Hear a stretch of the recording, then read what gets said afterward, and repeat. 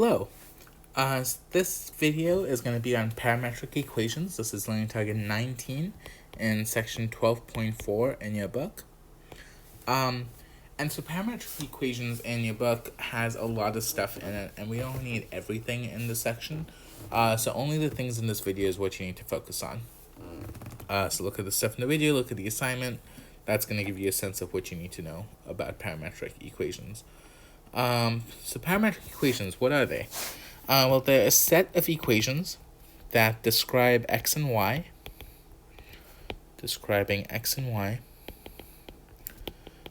in terms of another variable. And that other variable is called a parameter, and that's where we get the name parametric equations. So this gives us a way to talk about three different variables without actually going into 3D graphs or 3D anything, but still sticking with x and y as our two variables, but we have a way to incorporate a third variable into this.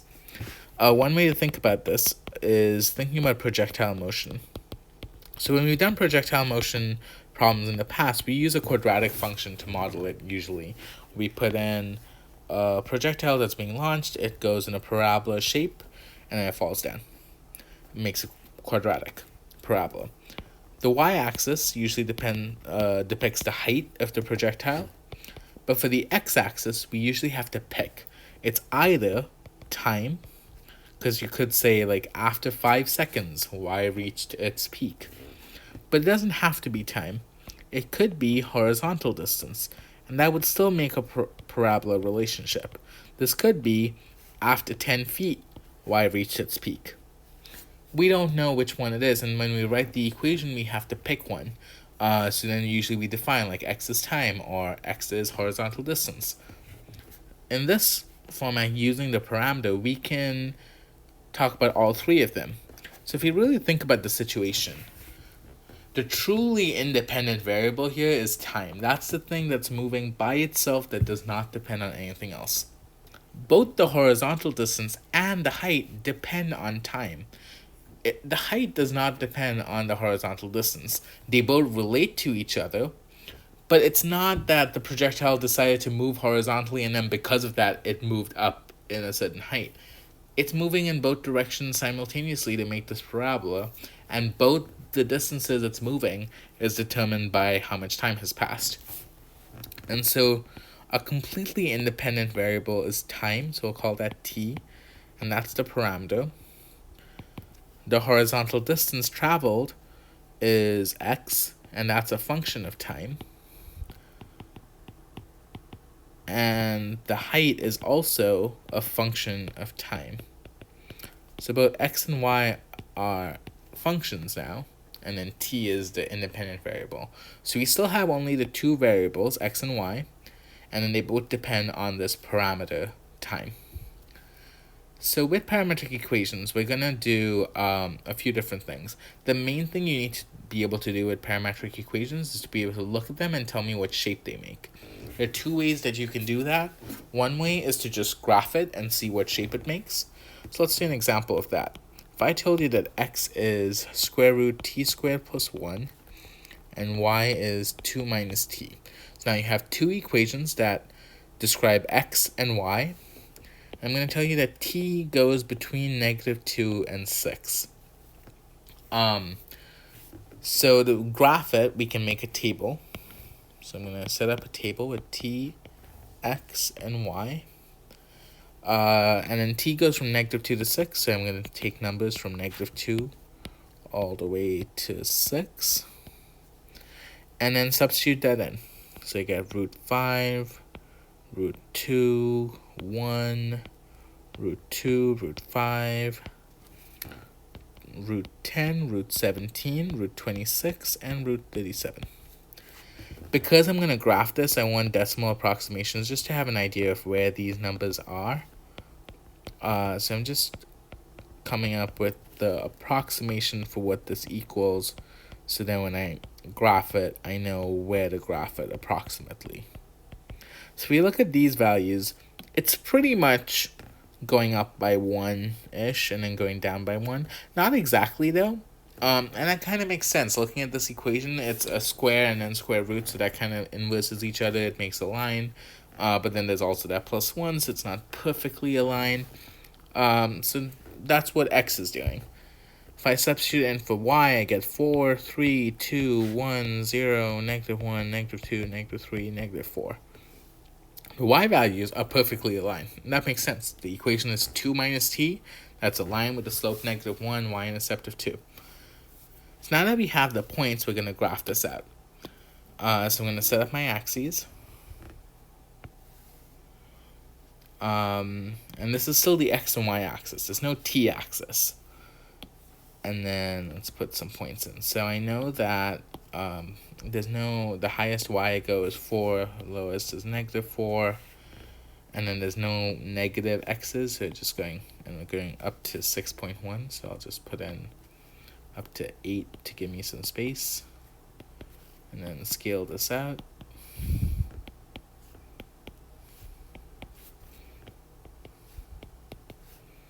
Okay.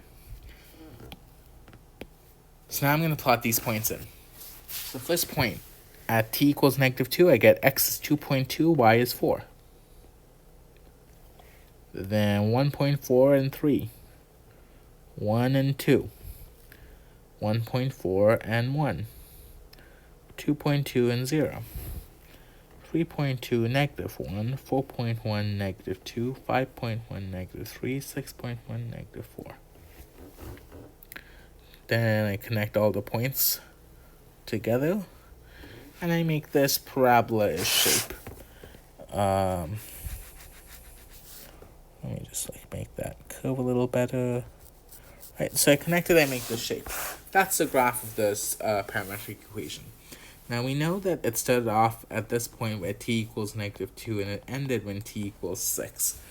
Since t isn't actually on the graph, I'm going to write in the starting and ending t value. And then we're also going to give it direction, because it goes from -2 to 6. It's moving in a certain direction. It's moving this way. And so we put arrowheads to show that.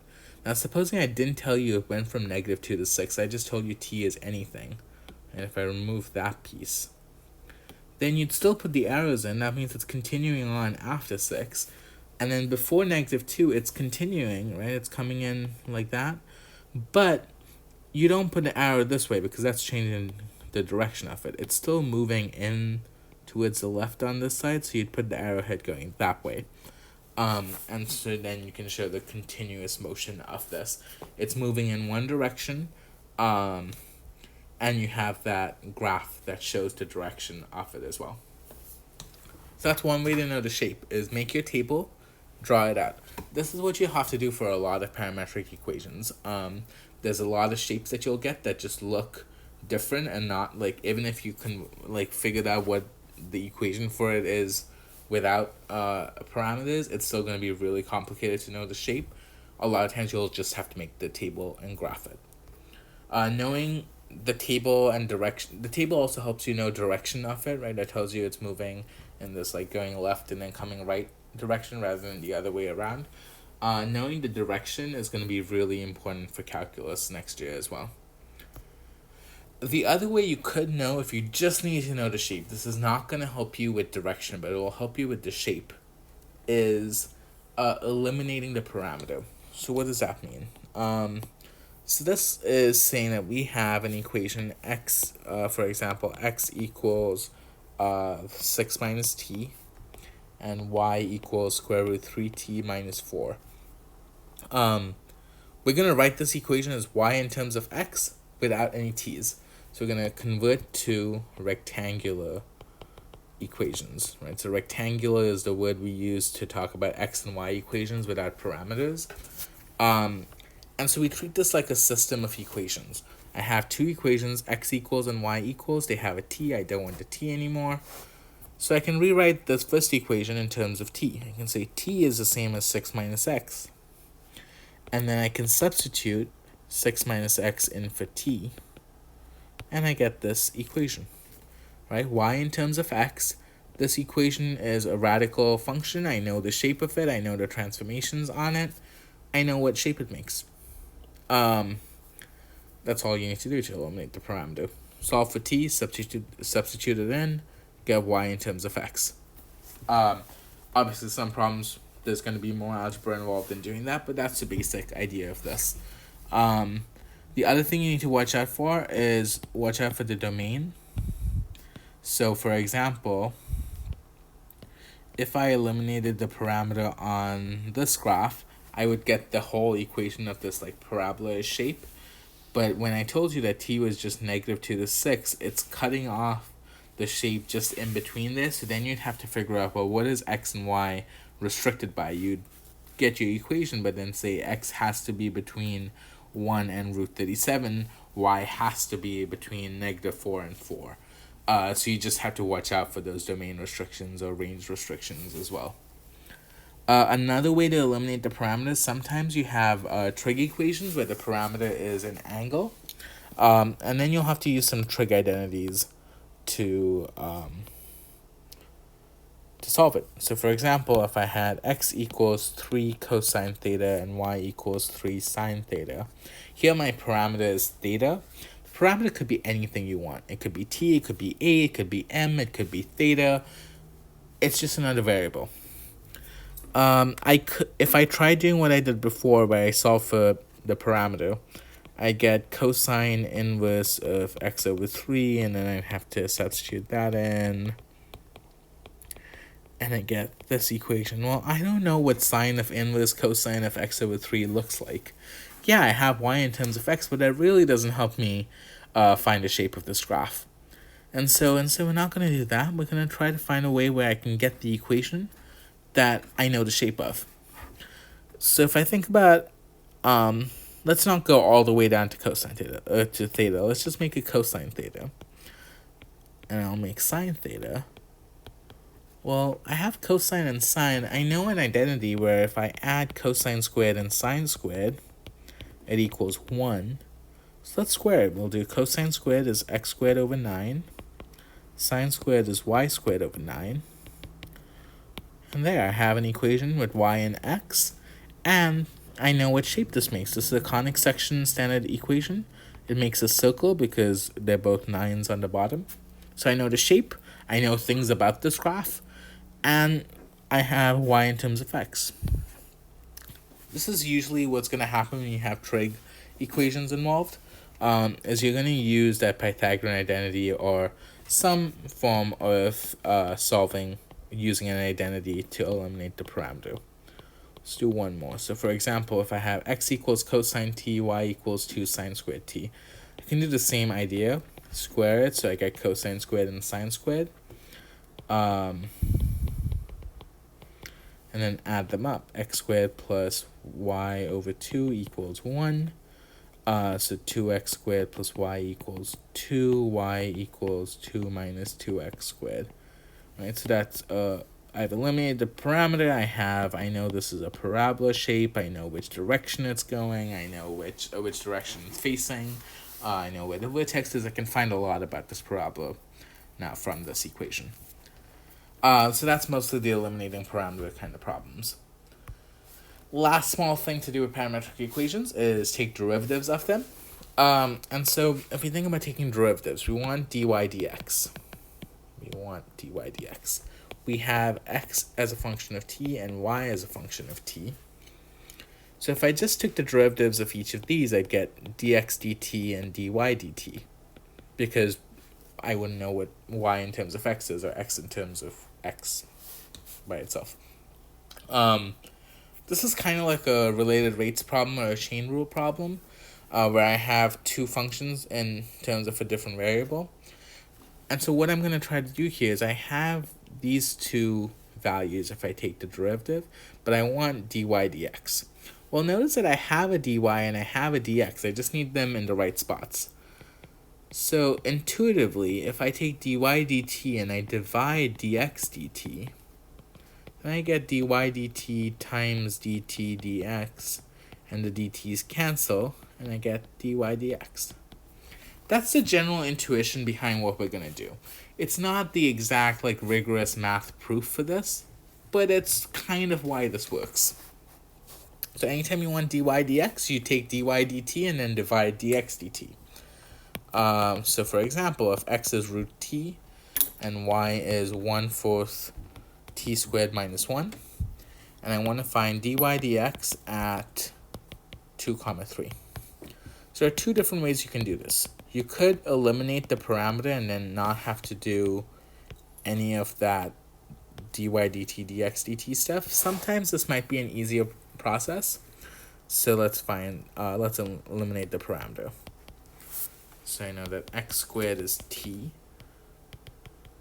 So then I can substitute that in. And then this is 1/4 x to the 4 minus 1. dy dx would be x cubed. And my cat has decided to join us. And I can solve this at the point 2, 3, and that will be 8. It's one way to do this. Other way is find dy dt and dx dt. And then find dy dx. So if I do dy dt, well, that's 1/2 t. dx dt is going to be 1/2 t to the negative 1/2. And then dy dx is the two things divided. Sorry. dy dt divided by dx dt. And that would be t to the 3/2. And I know x is t to the 1/2. So then x cubed would be t to the 3/2. And I get the same thing in the end. And I get dy dx at 2, 3 is 2 cubed, which is 8. So either method works. Sometimes the second method is faster, sometimes the first method is faster. You kind of just decide based on the problem which one you think might be easier to take derivatives of. Is it easier to eliminate the parameter, or is it going to be easier to just straight up take derivatives of what you already have? So that's parametric equations.